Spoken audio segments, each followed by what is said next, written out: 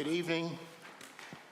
I will call to order the Planning Board meeting, regular business meeting, March 8th, 2023. It's 6:30 p.m.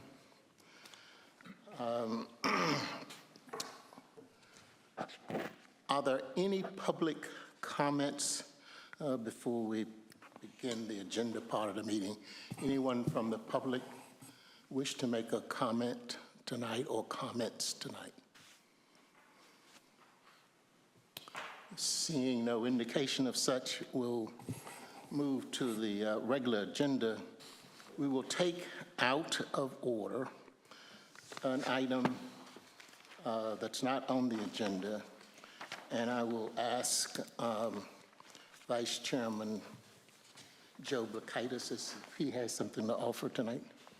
Mr. Chairman, I think it would be appropriate to give Tim an award for his outstanding contribution to the Planning Board. We've talked about him several times and threw him out every now and then. So he's here now and he's behaving himself. But I think it would be appropriate if you said something. Is that a motion, Joe? I would make that a motion, yes. Is there a second, Mark? Sure, I'll second that. It's been moved and properly seconded that the Planning Board recognize Tim McKeithen for his outstanding service on the board, the Planning Board here in Duck. Tim has served since 2012, and Tim, I'd like to make that award. You, Mark, join me up at the podium. Joe? I got to walk.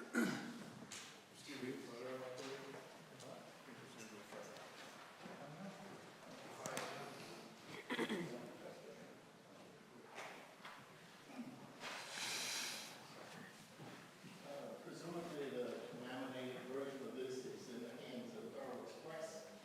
Likely tomorrow, but the unlaminated version. Mr. Chairman, if you would like this to be heard on the record, if you could speak to the mic. Thank you. Okay. Presumably the laminated version is in the hands of Federal Express, but it didn't make it here in time. And as soon as I get it, you'll have it, Tim. But the award reads, "In grateful appreciation of your outstanding contributions as a member of the Duck Planning Board, Town of Duck, North Carolina, 2012 to 2023, Timothy S. McKeithen, Duck Planning Board, March 8th, 2023.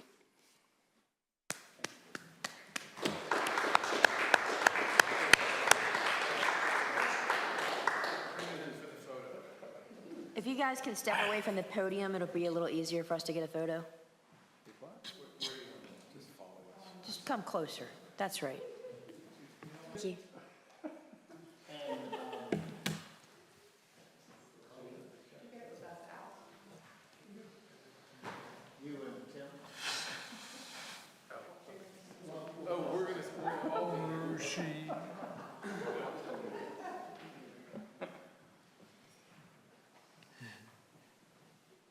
Got it.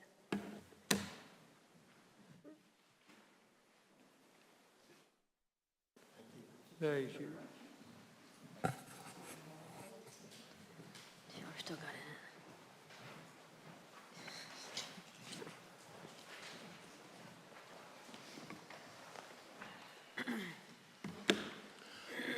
For the benefit of those who haven't heard it before, Tim is leaving us. This is his last meeting as a member of the Planning Board. And also, just for notification, Randy Morton has left the Planning Board. Resigned. He's resigned.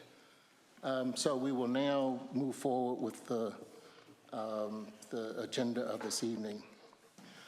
New business.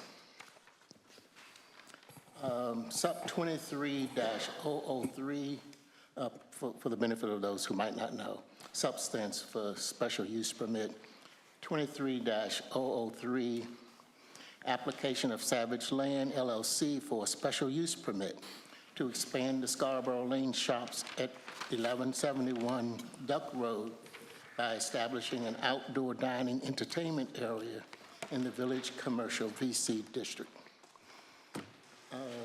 Joe, would you or Sandy like to?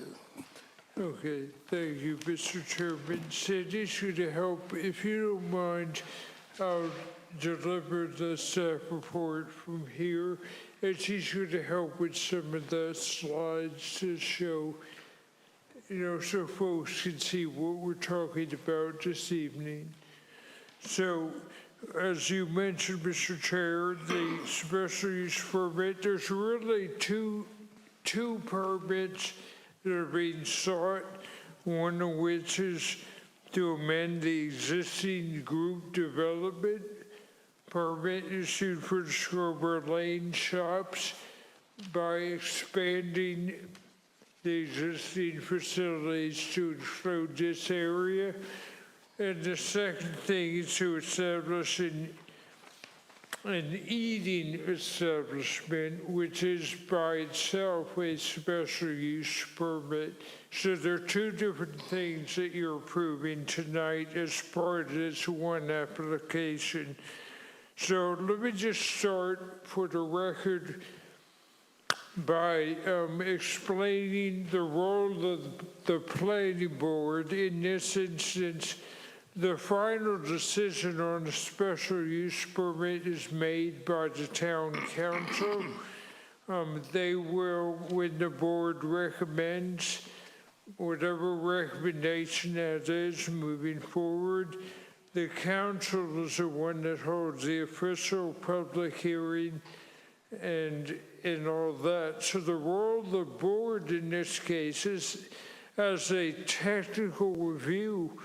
They are here to talk about whether this proposal complies with the standards of the town's ordinance, and they will make a recommendation accordingly. So, for the record, a public notice was sent out to all the joint owners. The property was posted and advertised in our local paper with the Coastland Times. So we'll start by talking about the project in the area. Can you pull the aerial map back up, Sandy? Thank you. You can see outlined in red on the map the two parcels comprising nearly 4 acres that make up the Scarborough Lane Shoppes. What you can see on that map is you have some areas, most of the surrounding area is zoned commercial, village commercial, but there are 2 residential parcels to the north that adjoin the area in question that run on the cul-de-sac to the north. You also have 2 parcels that are located to the east, one of which is the amenities, the pool and tennis courts for the neighborhood. The other is a single-family residence. Everything else around this property, though, is zoned commercially, and for the most part used commercially, although there is some residential across Scarborough Lane, but it's more multi-family. So, getting into the specifics of the proposal, and if you could flip to the site plan, that would be great. Thank you. Yeah, there you go. Looking at that area at the bottom where it's blown up, I think is helpful. So this proposal would take place at the rear of the shopping center. So it would not be visible at all from Duck Road. It would be visible from Scarborough Lane. and would be visible. So what you see in that blown up area there is the back left corner, or the northeast corner of the property. And what is being proposed is 385 square feet of covered space, so that's 253 feet of enclosed space and 132 feet of porch. And then on top of that would be an open rooftop dining area, again 385 feet in size. The applicants have designated, you can see it outlined in green on the plan up there. They've designated an area totaling 1,800 square feet. So again, relatively small in size. That would encompass an entertainment area, outdoor entertainment area. And that includes a 15 by 15 foot wooden stage. And that's what's being proposed to add. You can see there are some little accompanying improvements with a walkway. They're shifting some of the parking, but they're not losing any parking. They're just shifting some of the spaces around, reducing the size of some spaces that are presently oversized according to town's ordinance. So those improvements are part of the proposal, but they're not really substantial in terms of the proposal. So there are several things that we took a close look at. You have a couple dozen things in the staff report that are covered. I'm just going to highlight some of the key things. First of which are setbacks. So the building itself is set 20 feet off of the northern property line where the residential use is, and it's set a little lower, it's 20.5 feet.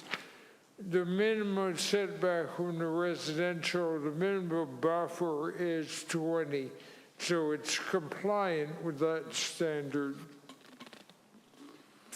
In addition, just to give you an idea, there's also a requirement from the rear of the property at 20 feet, because that's also residential or special permit, but it's used residentially. Anyway, they are located approximately 56 feet off of the rear, and that's to the stage. So the building is over 7, it would be right around 70 feet to the building where they would have the food and drink service. So it complies with the town standards for setbacks, for minimum setbacks. The next thing I want to touch on just had to do with parking. Since they are adding a new use, they have spelled out for you in the application materials and the site plan. They've laid out the parking calculations, but what it boils down to is that even including the area, the restaurant, the small restaurant area and outdoor service area, they would be required to have 171 parking spaces to serve the entire development. They presently have 176 spaces on site, and that is not proposed to change. So again, their proposal appears to comply with the minimum parking requirements as well. So those were the two main things I want to highlight of the development standards, but I'll be glad to answer questions the board has about other aspects after I finish. So the next thing we did as a staff is take a look at the criteria in the zoning ordinance for a special use permit. The first of which is that the use meets all required conditions and specifications of the ordinance. As I just brought up, the proposed use does comply with all applicable town standards. Secondly, that the use does not endanger public health or safety. We did not see any reasons why it would endanger public health or safety with its location. The fact that it's not involving, it's not changing the traffic flow or anything of that nature. And we do note that the health department will have to give, they'll have to give final approval, so they'll make sure that the food service aspects of the business are complied with.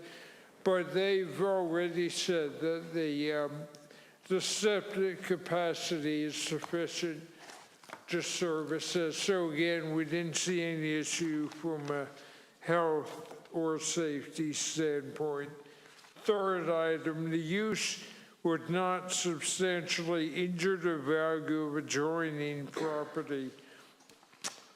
We note here that it is a relatively small size use, again, 230 something square feet, 385 if you count the entirety of the rooftop deck up there.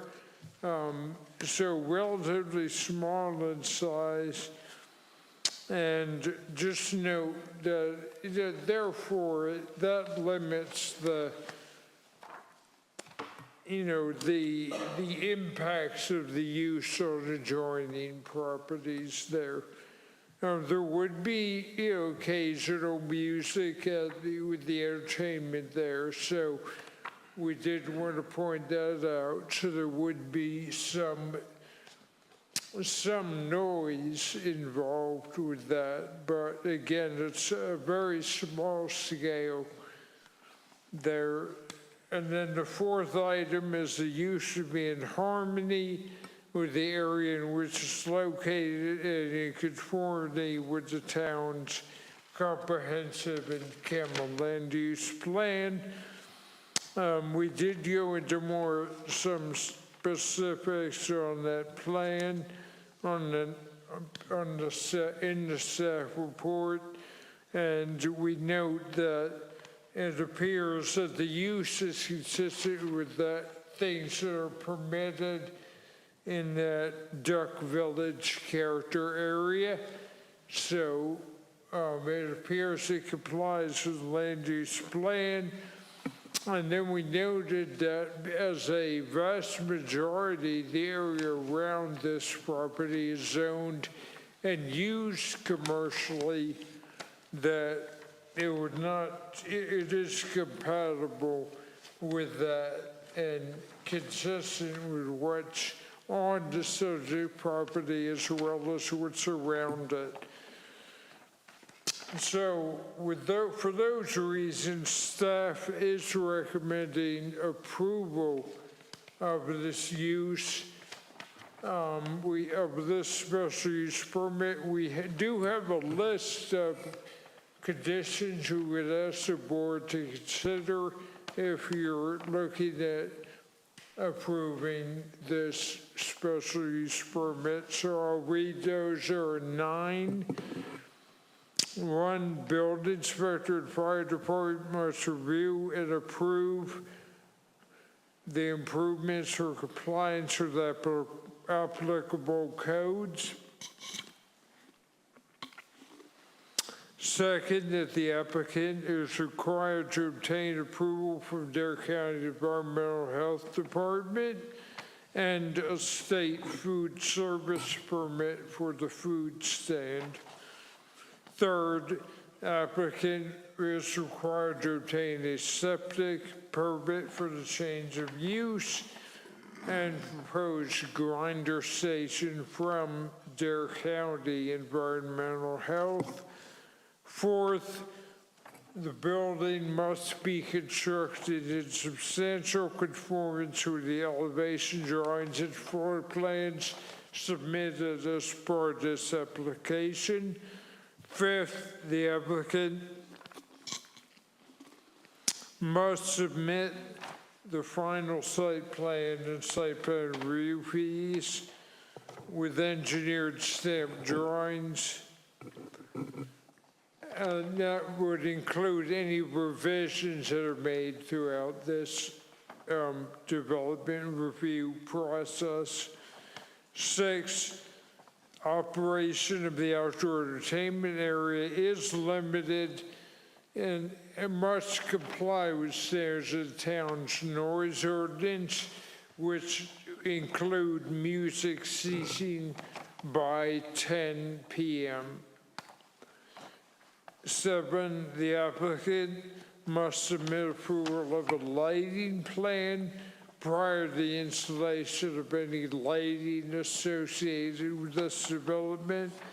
And we note that light fixtures must be either recessed or shielded, directed downward to avoid any light spillover onto adjoining properties, and that any intensity of lighting is limited to a maximum of 5-foot candles. 8, any new signage associated with this must be reviewed under a separate permit. And lastly, that the permit would expire in 12 months if it's not acted on and the use established. So those are our recommendations as a staff. Mr. Chairman, I'd certainly be glad to answer any questions that the board members have at this time. Any questions to the staff?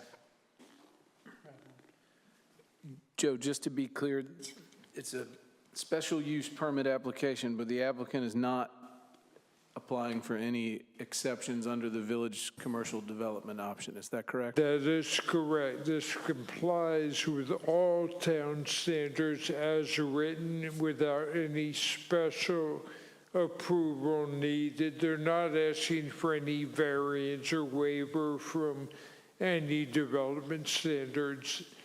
Thank you. I have a somewhat similar question, and it relates to, again, this is two-part special use permit and group development, expansion of group development. Joe, is it the staff's position that the application is compliant with all town ordinances, specifically with respect to group development? Yes, sir.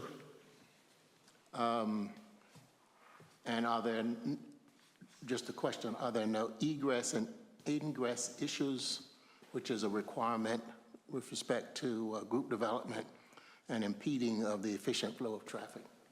Is that not a concern? The applicant is not proposing, they already have 3 different vehicular access points into this site, and the applicant has, you see it in red on that, they have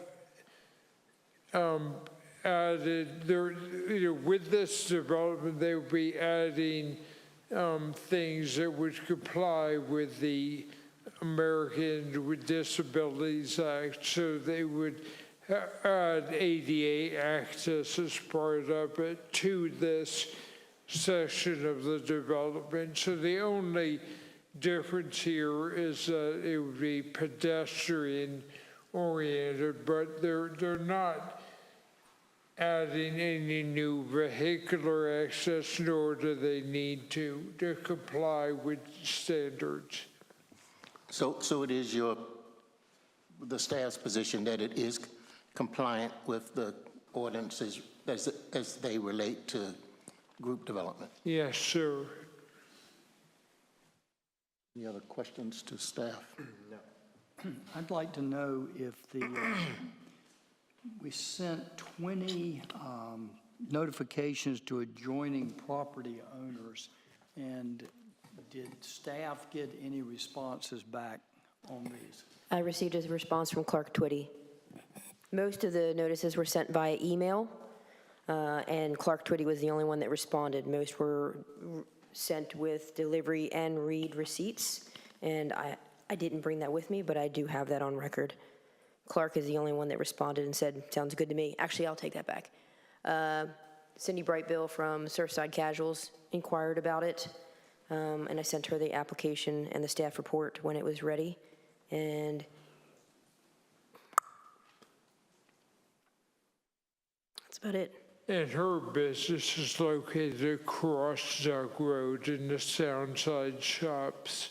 So this would not be visible to her, but it's on the property across Duck Road on the Sound side. Mr. Brightbill.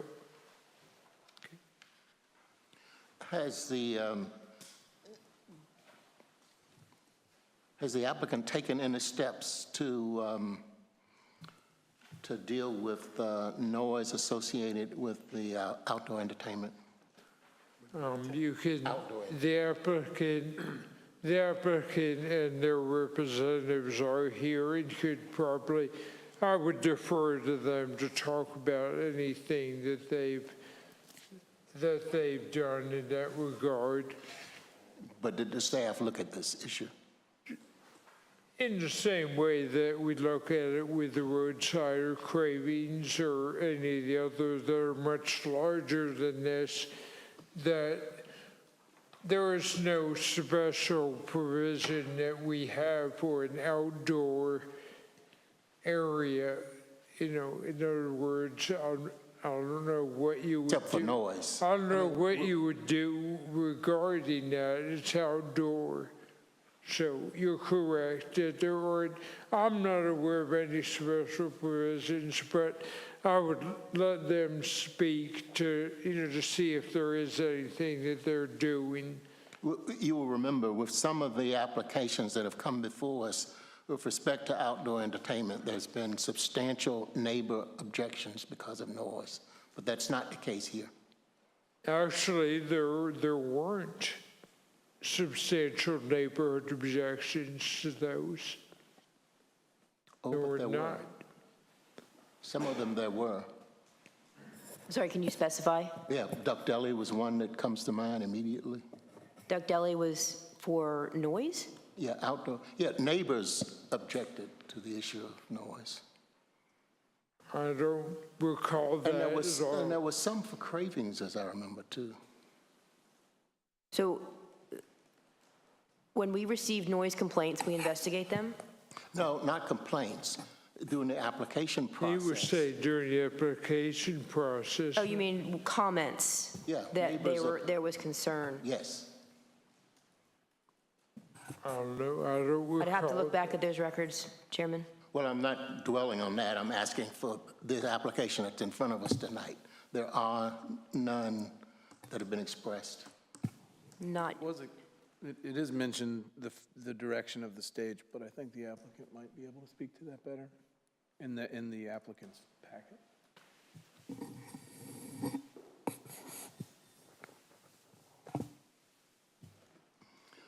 James, can I go to a different question? Oh, absolutely. This was, there was a statement that the total proposed lot coverage exceeds the minimum built-upon area by 86 square feet, a requirement of the North Carolina Department of Environmental Quality. And that 86 square feet and all included the proposed building of 385 square feet. My question is, does the stage of another 225 feet fit into this requirement, and should that be added to the, in addition to the 385 feet for the restaurant building or the? What exactly are you referring to? I mean, lot coverage is well under the requirement.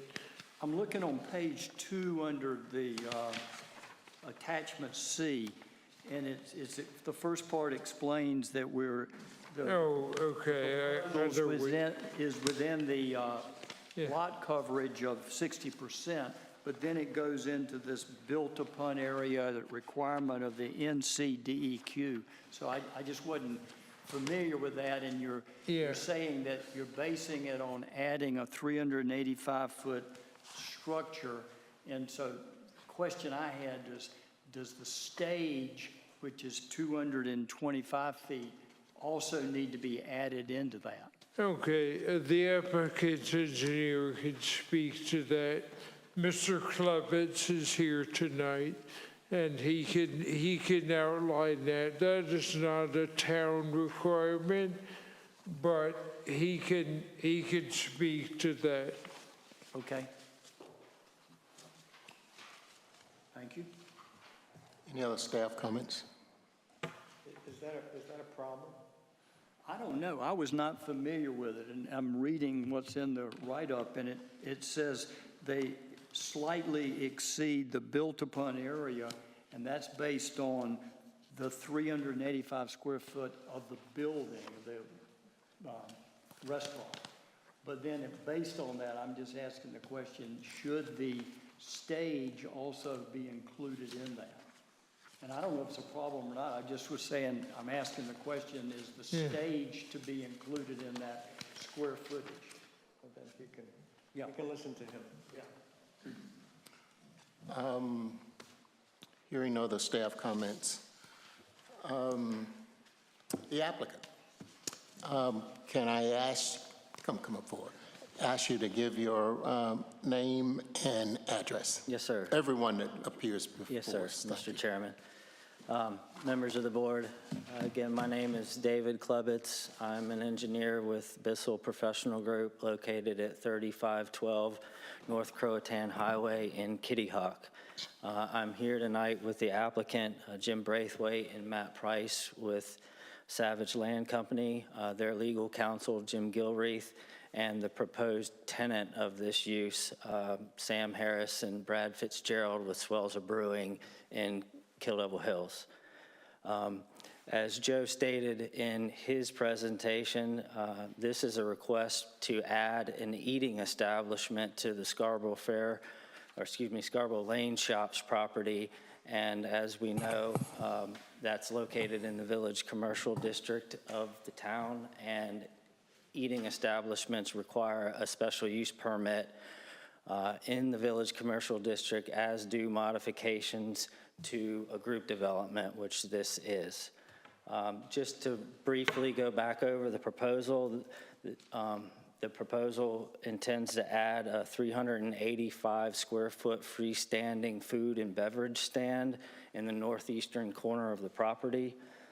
Around the outside of that, and including the rooftop deck, is 1,800 square feet of outdoor dining area. Most of it's just going to be grass. The 15 by 15 stage is included in that area. Some other minor changes are being made to the parking to accommodate ADA and provide access, safe access back over to the existing Scarborough Lane Shoppes buildings. Just in general, as Mr. Hurd stated, we also believe that this is in compliance with the town's ordinance. As Mr. Murray pointed out, we are not asking for any special exceptions in this particular application. A lot of the existing trees and shrubs and plantings in that vicinity of the property are all being maintained to help buffer and also just add to the ambiance of that facility. There's some, I don't know if you guys have made it out there to the site, but there are some really large live oak trees there that are being retained to help shade and canopy the area and add to that whole experience. And I'll get to the answer you guys' questions. I'm just going through my points real quick. Again, we too believe that this is consistent with the town's CAMA land use plan and the 2027 vision. The applicant has read the 9 conditions that staff has put in the staff report, and we agree to all of those conditions. And so to answer the questions that have come up, first with regards to noise. So I'll point out that the town's ordinance, where commercial butts up to commercial, the setback is 10 feet. However, where commercial adjoins residential, which is the case in the very back corner here, the town increases that setback to 20 feet. And so while you'll see that all of the existing buildings out there are much closer to the property line, we are meeting the additional 10 or 20-foot setback that the town has employed in their ordinance to help provide separation to residential uses. So that's one of the benefits here. The second benefit is that there's a lot of existing vegetation in that corner, especially along that property line, and we're planning to leave all of that there to help screen and buffer noise. As I mentioned in my report, and if I could just walk over here and point real quick. This is the stage. And you can kind of see it up there in the northeastern corner. We have oriented that stage to face in a westerly direction, so it faces away from where the residences are to the northeast and to the east. So that sound is projected away, not towards the residents.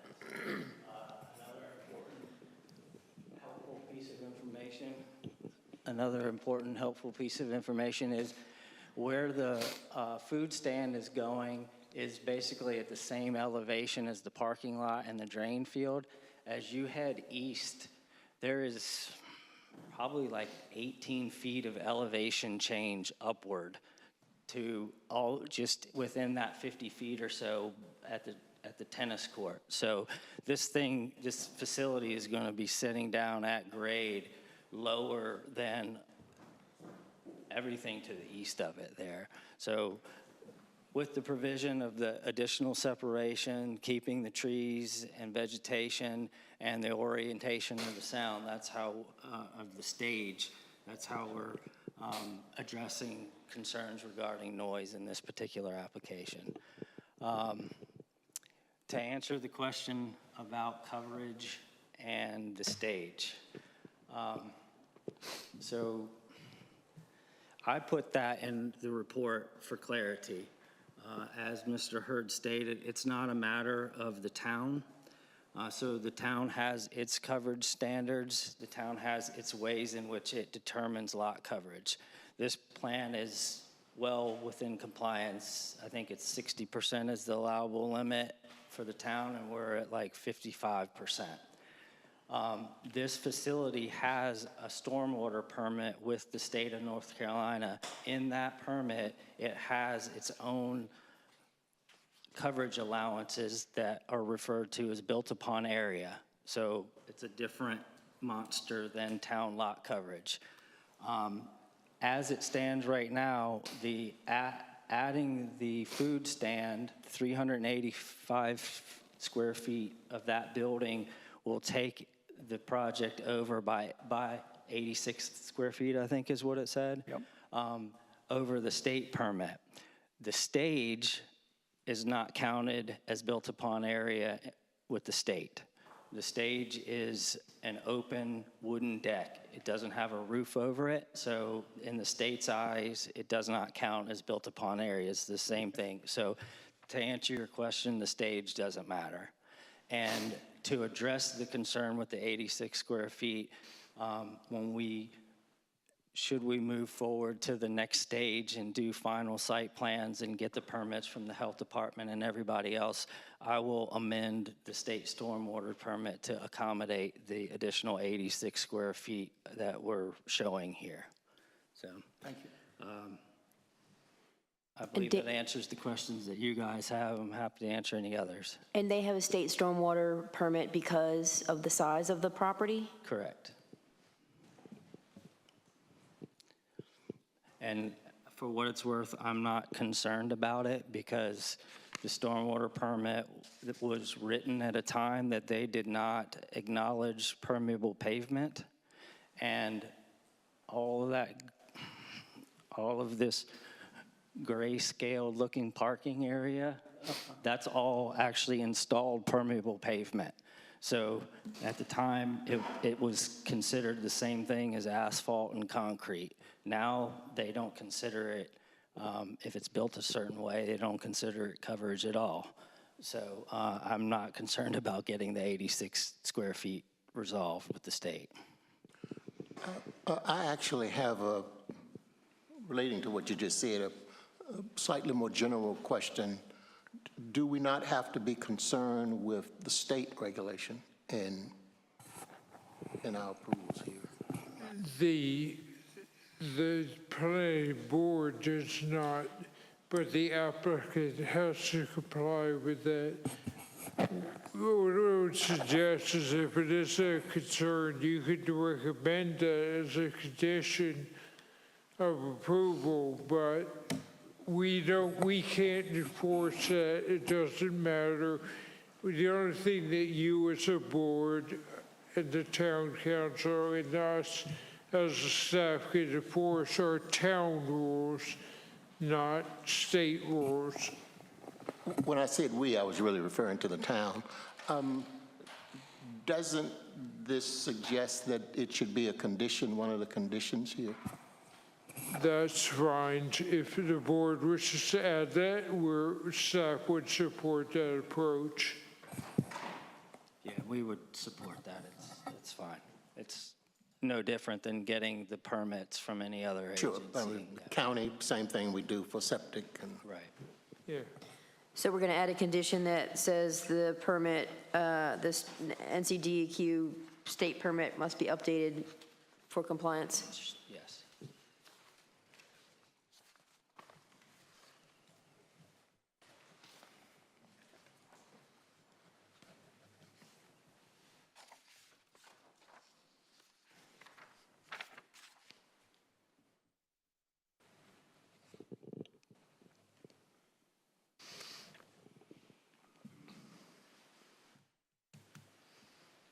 David? Yes, sir. I'm done. I think we I was just waiting to see if you guys had any questions. I don't see any other questions, so. No. All right, thank you. All right. Jim? No, sir, I don't have anything to comment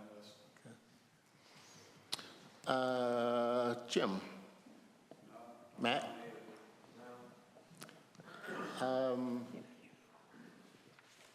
We have heard anyone in the audience want to speak to the application in front of us? Seeing none. Any comments here among us board members? I think it was nicely prepared and small enough for us not to be really concerned about any major thing happening down there. I don't see anything that's outstanding, so I would definitely approve it. Any other comments? I think it's consistent with the ordinance. Mark, you want to offer a motion?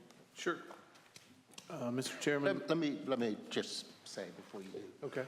There are 4 board members on the Duck Planning Board now, and an affirmative vote requires 3 votes to approve issues coming before us with 4 board members. Okay. Okay.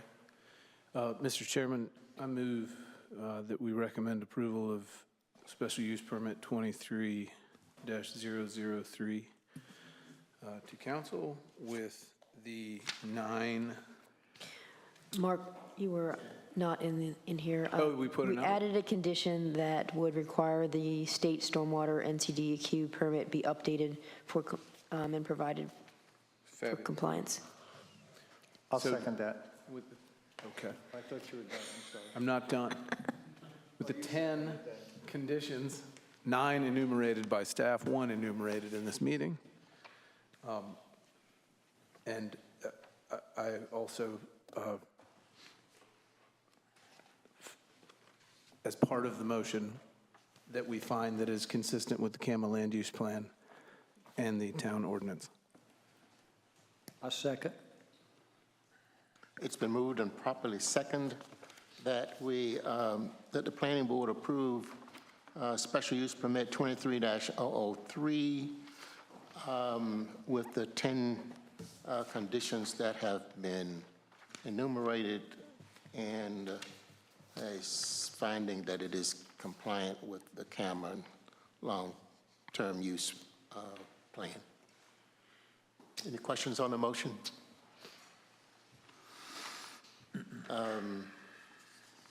All in favor, say aye. Aye. All opposed, nay. It's approved 4-0.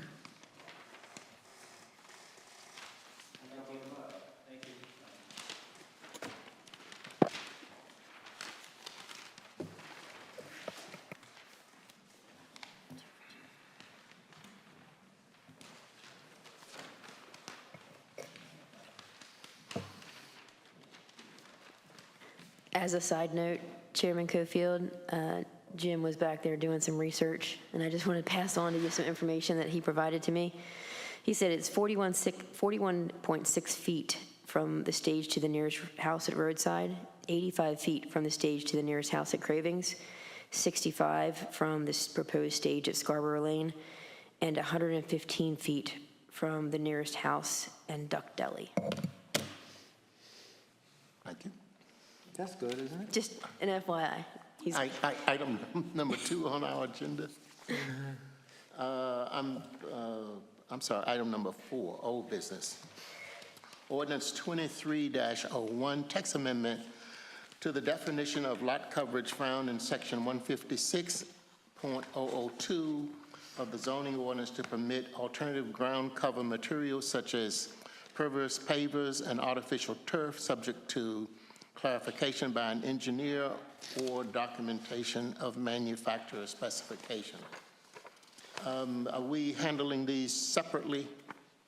Mr. Chairman. Perhaps we ought to discuss them together because I think that's... Yeah, I think that's similar to last meeting. We ask that you make separate motions on the ordinances. There are 2 ordinances proposed, but we can discuss the issue in their totality together. The second one is ordinance 23-02, text amendment to subsections 156.030 D6, 156.031 D6, and 156.032 D6 of the zoning ordinance to specify that engineers can use the storage capacity of swimming pools as a part of the stormwater management calculations and require property owner certification of the installation and maintenance of permeable ground cover materials. Before we begin the discussion,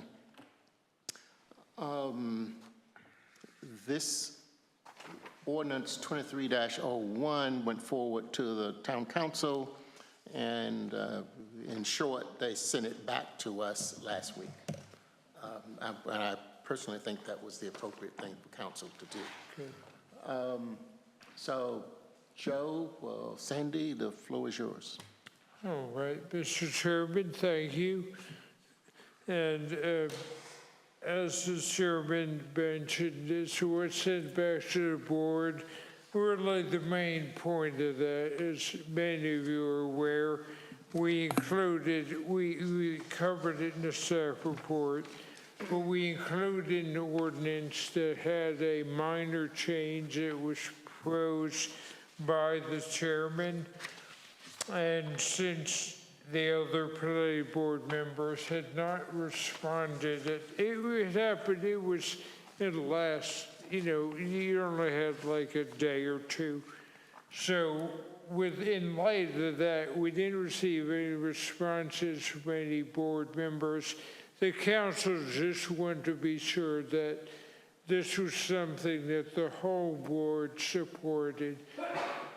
So the difference there in what you approved and moved forward at the last meeting is that the chair had recommended we add a statement that included owner certification of any manufacturer standards, and that includes the installation as well as maintenance of any, if someone is looking at a pervious material, if they're asking that it be considered to be 100% permeable, whether it's artificial turf, whether it's permeable concrete, or it's some other technology that comes our way. Either way, he is asking, there was a lot of discussion at the last meeting regarding owner certification of that. He had recommended that the council add that statement that's highlighted in the ordinance in yellow. And we just wanted to be sure that the full board was okay with that. That was really the intent of the council in sending it back.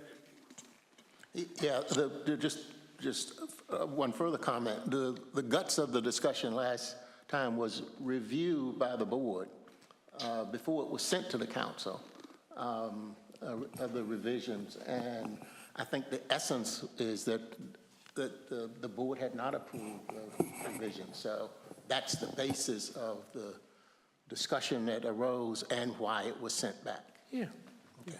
I just want to make it clear that our vote was related to the staff sending to the board members the revisions. Presumably then the board would respond and say yay or nay, and that did not occur, so. Well, actually, the board, we received responses regarding what we had sent out. Two of the members did say that they approved that, but what they didn't have was the additional wording proposed by the chair.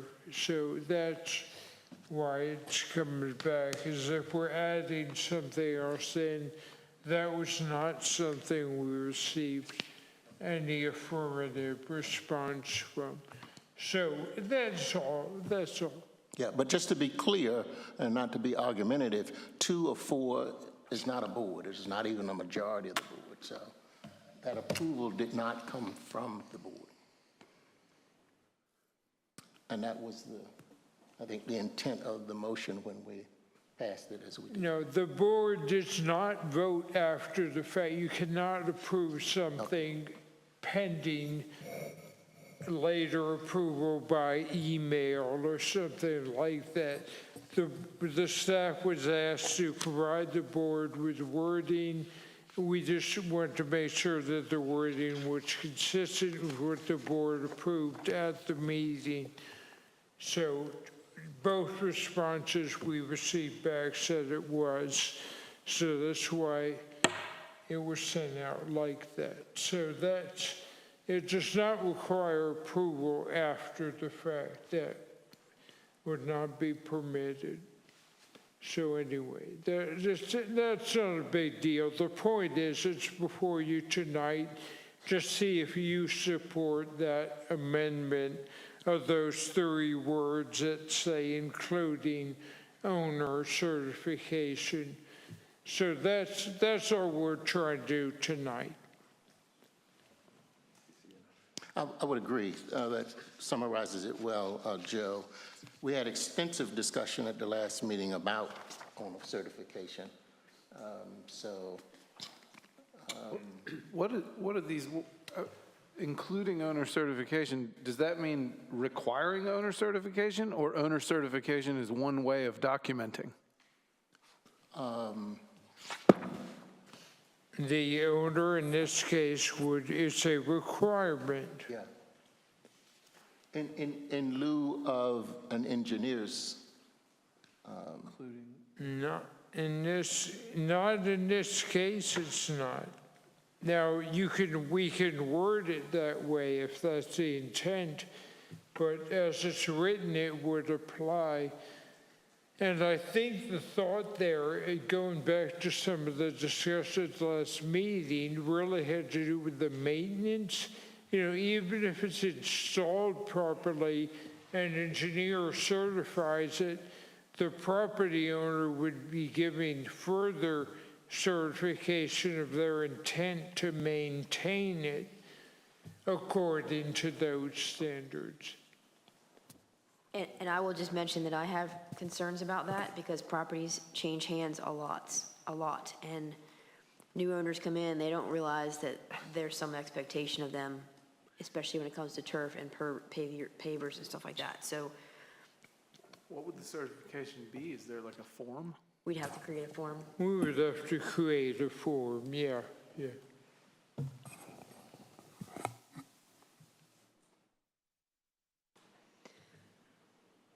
I would also mention that last meeting, I mentioned that a lot of times these products, by the time they start to lose their permeability, are failing. And perhaps Member Murray in the field that he's in can concur, artificial turf's not going to last forever, nor are pavers. A lot of times by the time they start failing from a permeable aspect, they need to be replaced.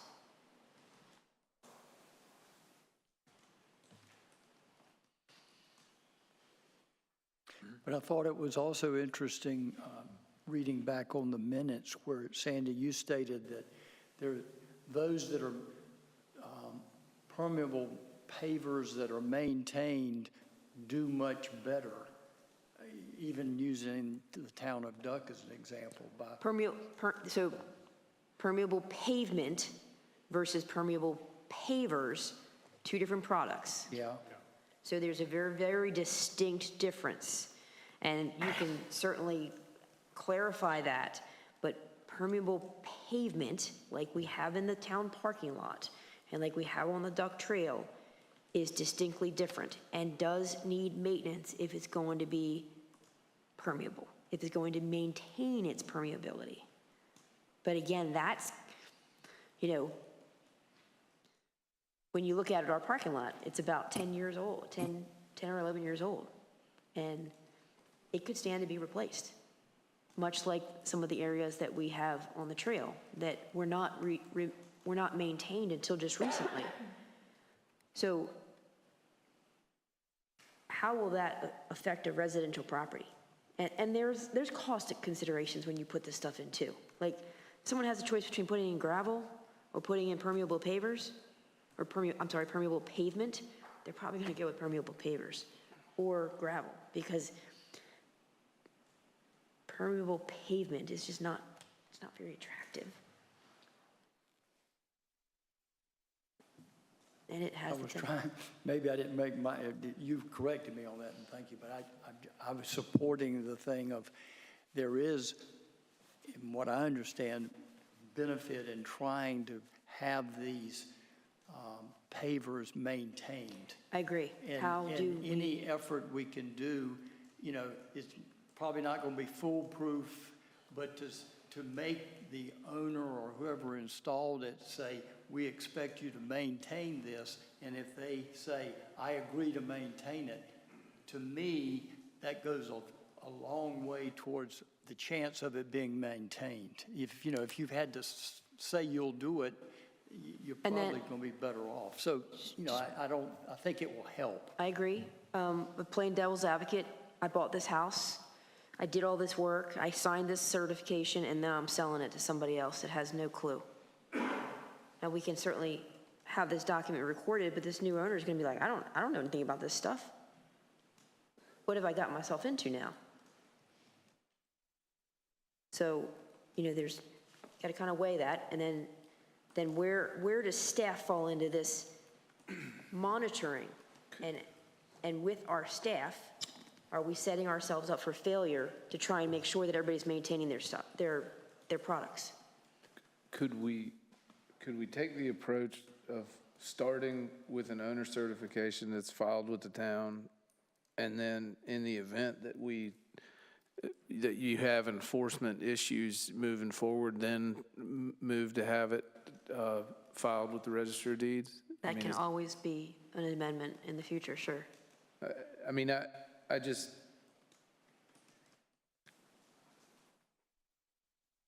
I don't see a problem. I mean, I don't know that it is accomplishing much, but I also don't know that it's hurting necessarily. And if it needs more teeth later, we can always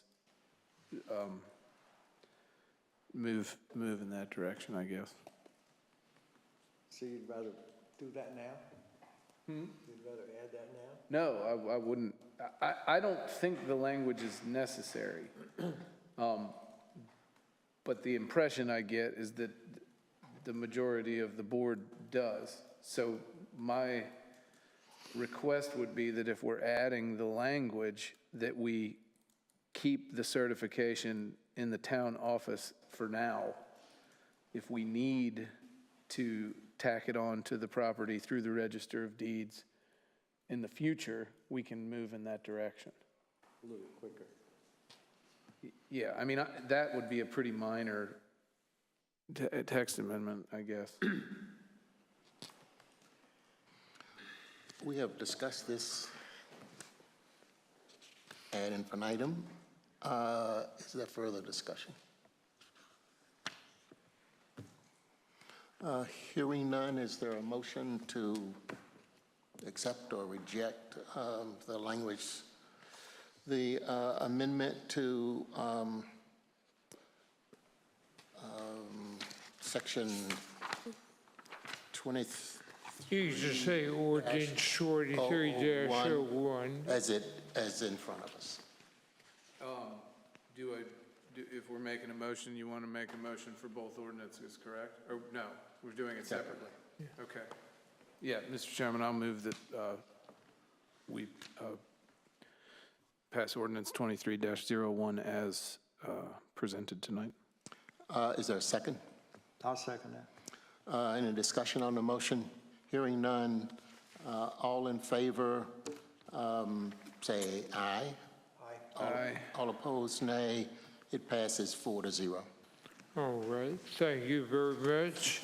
And Mr. Chairman, it leads us to ordinance 23-02. Again, this was discussed pretty heavily, pretty thoroughly at the last board meeting, but the board ended up deciding to table action on this ordinance. I guess one of the benefits of the other ordinance being sent back is that potentially now these ordinances can track together to the town council. So this ordinance deals with this section of the ordinance deals with the 5% allotment or allowance that's granted to property owners for the addition of stormwater management on the property, on the residential property. So again, it would allow, just for context, would allow them to increase from 30 to 35%. So this is only dealing with those situations. And the proposal that was brought forth by Mr. Murray had to do with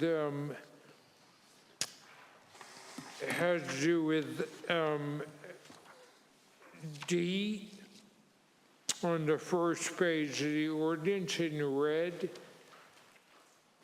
And it just notes it would exclude the surface area, swimming pools. And again, the board had some discussion on that, but wasn't ready to make a final decision. One thing that staff has added based on the conversation was a on the second page, item K, is another subsection that just talks about, it gets a little bit more specific on the owner certification in those situations. That's just some wording that we put together. There's not, if you want to tweak that, if you don't think it's necessary, that's fine. But we had thrown that out there as a suggestion to get the conversation started as well. So that would be consistent with the owner certification generally in the other ordinance that you just passed.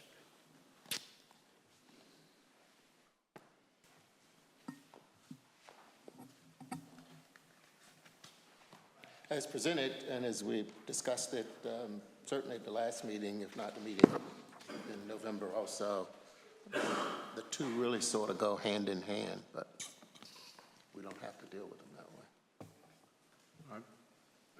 It's my understanding that with these two additions, D and K, we can accept one of them, adding one of them, or both of them, or the other way around, taking one out and leaving the other in.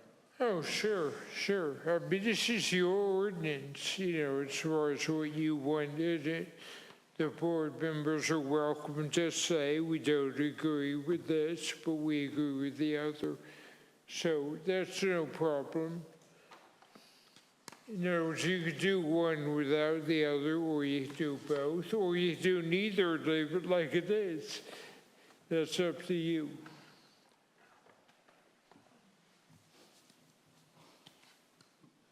Joe? No thoughts? Leave it. Mark? On K, I think that we should strike 100% out of there and just say if permeable surfaces. The reason being, if a manufacturer specifies that a permeable paver is 60% permeable, we don't want an applicant to say, well, I don't have to sign because the product I'm using is not 100% permeable. So I would just scratch the 100%. Okay, good thought. Tim?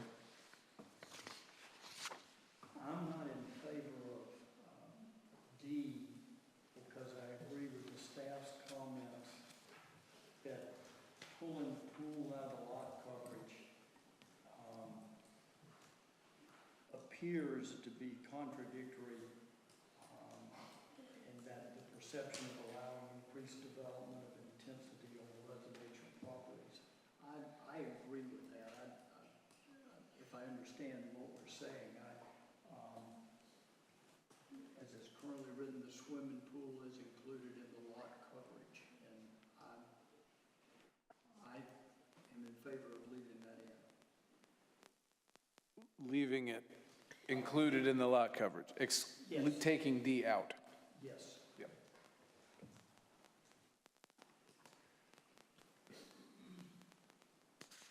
Any other thoughts? I'll vote for it either way. I'll vote for it either way. D is not important to me. Joe, did you say D is not important? No, I agree with Mark in what he just said. I'd vote either way, too.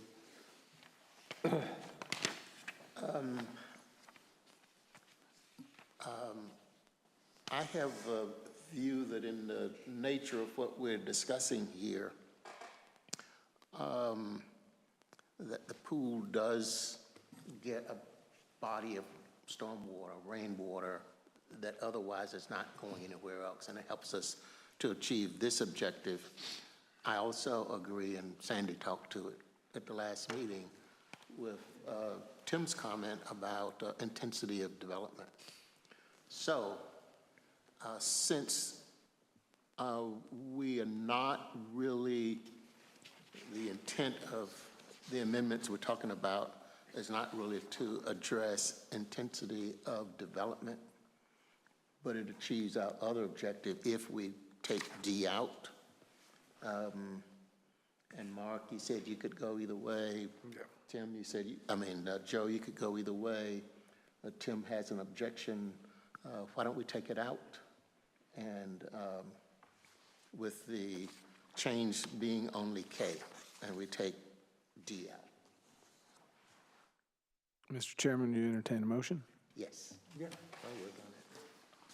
I move that we approve ordinance 23-02 as amended per our discussion to strike Part 1, letter D, to include letter K under the same section, but strike 100% so that it reads, if permeable surfaces.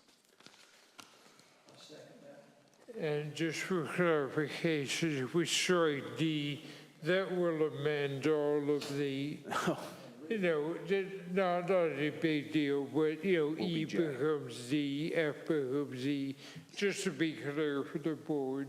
Yeah. Thanks, Joe. It's been moved and properly second.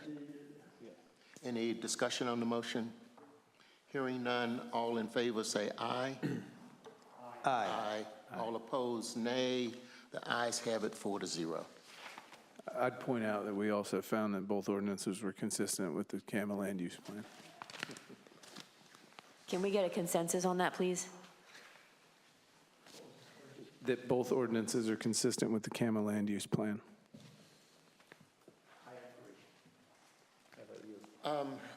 I think throwing the catch-all in here without discussing the specifics is problematic for us. I don't have a fundamental disagreement, but throwing it in as a catch-all without going to specific provisions of the CAMA and land use and says it complies with this, this, and this is problematic. So I'm not adamant about either way, but in the future, I don't see us just throwing it in as a catch-all because there's a thought that, hey, we might be needing it one day. I think we need to discuss the specific provisions and say this complies with this. And there's not even, I don't think, a staff recommendation as to how it complies with specific position. No, technically, the council is the body that has to make that final decision anyway. So the board, whatever you recommend, the council has to make that final decision. I would feel more comfortable, Mark, if we did not include it. I was just including it because I was told I had to include it. I don't care. Well, I might mention that discussion, staff includes consistency with land use plan in the staff report, and it's open for discussion at any time for future reference. Okay. Thank you. Motion, It's been passed. it's been passed? Yes. Where was I? Sleeping. Sleeping? Moving to the, is there any question as to whether we passed it or not? No, I don't think so. Okay. Your comments. Approval of minutes. We've been sent out a copy of the minutes of the February 8th meeting. Any discussion on the minutes? Hearing none, is there a motion regarding the minutes? Make a motion, we pass the minutes from February 8, As presented. 2023, as presented. Is there a second? Second. Any questions on the motion? Hearing none, all in favor say aye. Aye. Aye, opposed, nay. The ayes have it 4-0. Staff comments. All right, Mr. Chairman, I did want to point out, first of all, that the service, Melissa Feldhausen is our deputy town clerk and also works with our permitting folks. She has a hybrid position that makes her uniquely qualified to serve our board. She is the one who's going to be doing the minutes for the board. So just so you're aware of that, you could appreciate the many hours that she puts in listening for that service, but just so you know, she's the one who's doing that. Okay, staff report, we talked about special use permits, you'll remember, and the council did approve both of those, that one for the gazebo at the waterfront shops, and then the other for sea bags, the formula business at Scarborough Lane Shoppes. So both those were approved unanimously at the council meeting. And I may forget some, so I might ask Sandy to step in and talk about a couple projects that she's working with. But I did want to let you know that the RCCP, the grant related to the neighborhood stormwater study, VHB, the company consulting with us on that project, has an open comment period for the neighborhoods where this study was taking place to help them determine if there is a preference for the type of solution that's being proposed in those neighborhoods.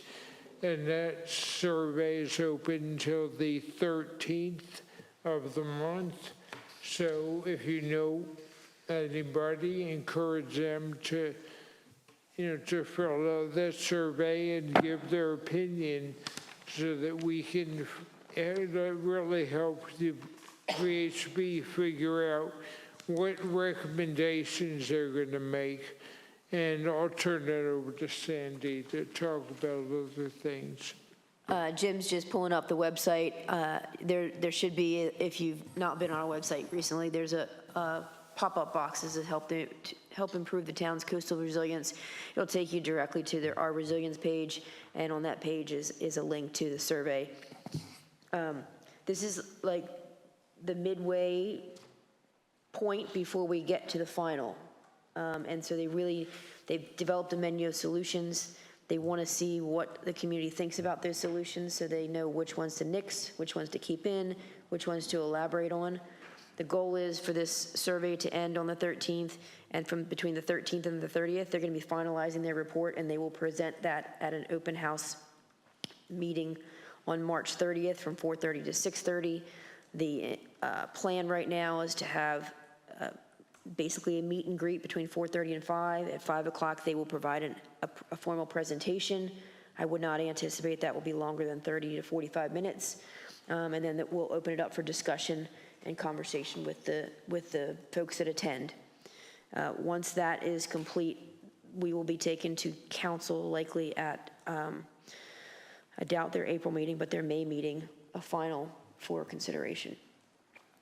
And that's all I have on RCCP. Other project updates or other items, we did receive another special use permit last week, so we'll be bringing another to you next month. Trail improvements were put out to bid. Bids received on February 17th. Council approved the contract with H&H Land Development at their March meeting, and I expect, actually that work has already started. They've taken out a retaining wall up near Sanderling between Blue Heron and Waxwing, and that retaining wall is going to be replaced, and then the trail will be demolished and replaced. We also had an update today for Beach Nourishment. It looks like weather is delaying Weeks Marine again, and they're looking at a potential start date of April 1st at this point. Thank you, Sandy. Any questions? Hearing none, board comments. I would like to speak on behalf of the board and say, Melissa, thank you. I think you do a very good job. I mean, it's not something easy to do, and it's, you hear us here, but going over the tape, as I've had the opportunity to do, it's still not entirely clear. So thank you for the good work you do. Any other comments? Tim, we're going to miss you. You have been a strong contributing member for over 10 years. And as you did today, you do your homework, you read the material, and you're not reticent in asking questions. Yeah, don't go too far. And I think that's all in the He's interest. going to be marching down the street, you know, with That's- all kinds of stuff on. That's all in the interest of the people we serve, who are the citizens of Douglas. So Dave, he's right. we're going to miss you, Tim. Any other comments? Hearing none, is there a motion to adjourn? Is there a second? I'll second the motion. All in favor, say aye. Aye. Opposed, nay. We adjourned.